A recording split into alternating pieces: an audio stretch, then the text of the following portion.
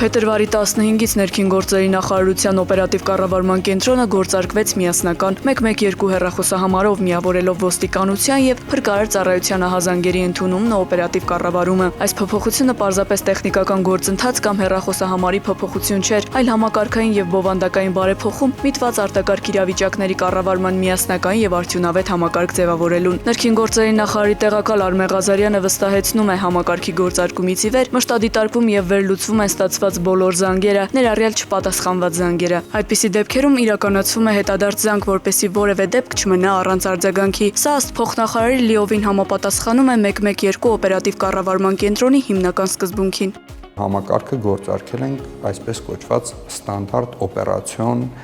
գործիքակազմի միջոցով։ Նախկինում, եթե որոշակի ֆունկցիոնալություն թողնված էր օպերատորի հայեցողության վրա, ներկայումս դա առավել կանոնակարգված է եւ յուրաքանչյուր զանգի պարագայում մենք ունենք հստակ հարցաշար, որով օպերատորը պետք է առաջնորդվի ամեն զանգը սպասարկելիս։ Երկրորդ կարևորագույն հանգամանքը այն է, որ սա արագության վրա է ազդել, եթե ընդհանուր սպասարկված զանգերի մինչև 90%-ը պետք է պատասխանենք եւ արձագանքը մեկնարկենք մինչև 15 վայրկյանում, մենք գրեթե մոտեցել ենք ստանդարտին։ Առաջիկայում վստահ եմ մենք կհասնենք նենայի ստանդարտին։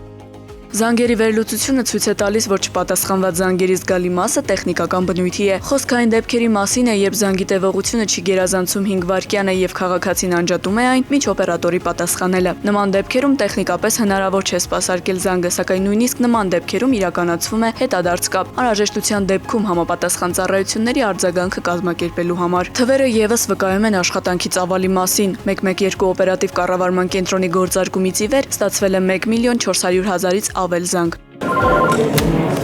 112 որն է զրահազանգը։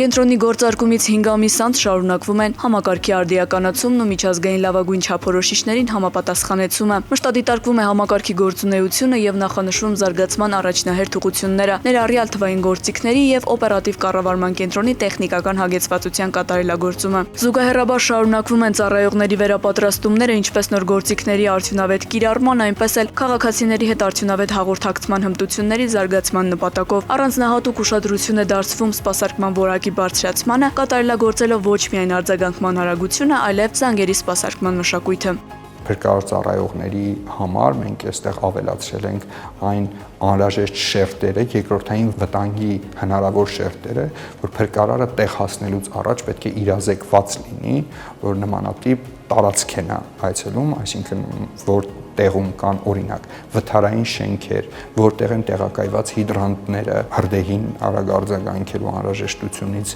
ելնելով, որտեղ կան քարաթաթումներ, որտեղ կան սողանքներ, այս ամբողջ ինֆորմացիան նախապես փոխանցվում է մեր ծառայողներին, որպեսզի նրանք ունենան իրավիճակային տեղեկացվածություն։ Այսպիսով 112 օպերատիվ կառավարման կենտրոնը պարզապես զանգերի ընդունման եւ տեխնիկական սպասարկման հարթակ չէ, այլ արտակարգ իրավիճակների կառավարման ժամանակակից համակարգ, որի առանցքում քաղաքացին է, իսկ առաջնային նպատակը յուրաքանչյուր ահազանգի արագ, համակարգված եւ արդյունավետ արձագանքն ու քաղաքացիների անվտանգության առավել բարձր մակարդակի ապահովումը։